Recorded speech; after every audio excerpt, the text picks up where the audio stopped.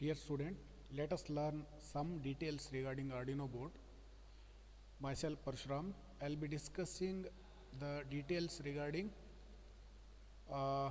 this board, Arduino Uno. Okay, there are some basic details you should know before working on this Arduino board.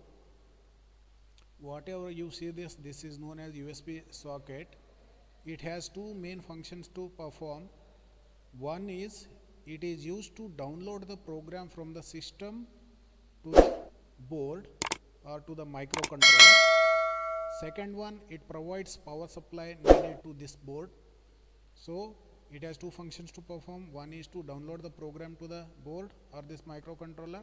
Second one is it provides power supply to entire board. Then you have 14 digital input output pins available from this point to this point, out of which 6 are there for PWM signals. This is pin number 3, 5, 6, 9, 10, 11 can be used for to generate P pulse width modulated signal.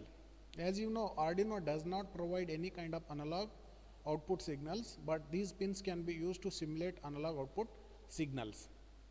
And it has 6 analog pins, A0 to A5. It can take input as an analog signal through these pins, and usually we people connect our sensors to these pins to read the sensor value, as sensor converts from physical parameters to electrical signal. And these pins provides a power supply, like it has a 5 volt point and 3.3 volt point, ground. These are used to provide a power supply to the circuit. Then there are two ICSP headers. This ICSP header is used to program the microcontroller, which is used to convert from USB to TTL logic. This is another microcontroller, but main microcontroller is this one, that is ATmega 328. And to program this microcontroller, we use this ICSP header. And this is a power socket which is used to, if you disconnect the USB cable, then you can provide a power through this DC power socket. Let us see some more details of this one.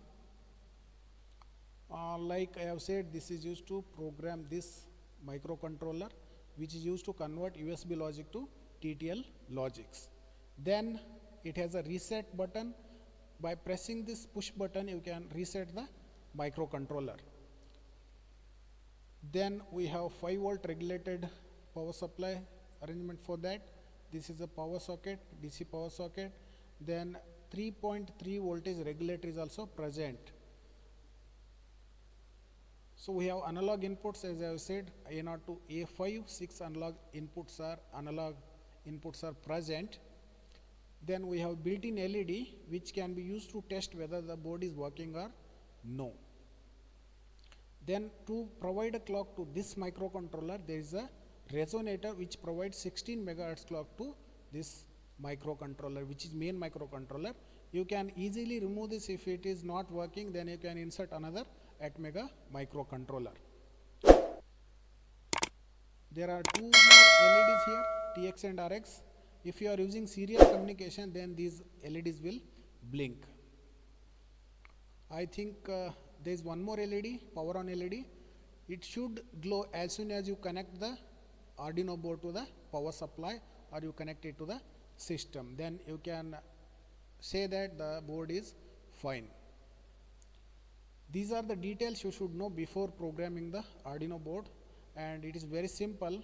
Even you can manufacture this board by doing its schematic, as you can see in the background, and the same schematic can be converted to PCB layout. Then you can send it to Java file to the PCB fabricator and get your board. These are the details you should know, and thank you.